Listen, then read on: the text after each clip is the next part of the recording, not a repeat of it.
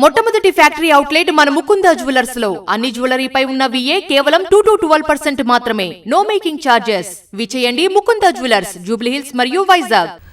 జిల్లా కేంద్రాల చుట్టూ రింగ్ రోడ్లకు నిర్మాణానికి ప్రణాళికలు సిద్ధం చేయాలని సీఎం రేవంత్ రెడ్డి రోడ్లు భవనాల శాఖ అధికారులను ఆదేశించారు. జాతీయ రహదారులతో రింగ్ రోడ్లను అనుసంధానం చేయాలన్నారు. ప్రభుత్వ శాఖలన్నీ విద్యుత్ వాహనాలనే కొనుగోలు చేయాలని సూచించారు. షార్ట్ ఫిల్మ్ల ద్వారా రోడ్డు ప్రమాదాల నివారణపై అవగాహన కల్పించాలని సీఎం చెప్పారు.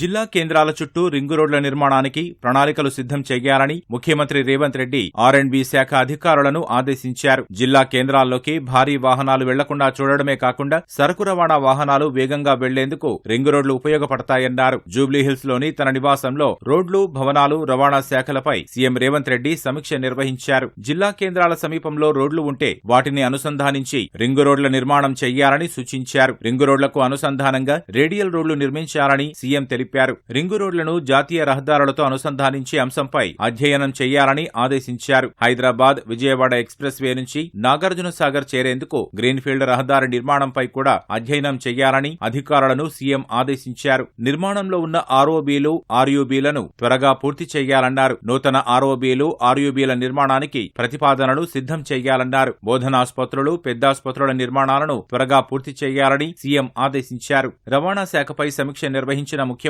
కాలుష్య రహిత రవాణాయే లక్ష్యంగా పనిచేయాలని అధికారులకు సూచించారు. ఇక నుంచి ఏ శాఖలో అయినా విద్యుత్ వాహనాలనే కొనుగోలు చేయాలన్నారు. అద్దె వాహనాలు సైతం EVలే ఉండాలని సూచించారు. రవాణా శాఖలో అన్ని కార్యకలాపాలు ఆన్లైన్లో జరిగేలా చర్యలు తీసుకోవాలని ముఖ్యమంత్రి ఆదేశించారు. RTO కార్యాలయాలు అద్దె భవనాల్లో కొనసాగడానికి వీల్లేదన్నారు. రోడ్డు ప్రమాదాల నివారణపై అవగాహన కోసం షార్ట్ ఫిల్ములు ప్రదర్శించాలని సూచించారు. శంషాబాద్ సమీపంలో హైస్పీడ్ రైలు కారిడార్ ప్రారంభమయ్యే ప్రాంతంలో అధునాతన బస్ టెర్మినల్ కు స్థలం కేటాయిస్తామని, అందుకు తగిన ప్రణాళికలు సిద్ధం చేయాలని సీఎం ఆదేశించారు.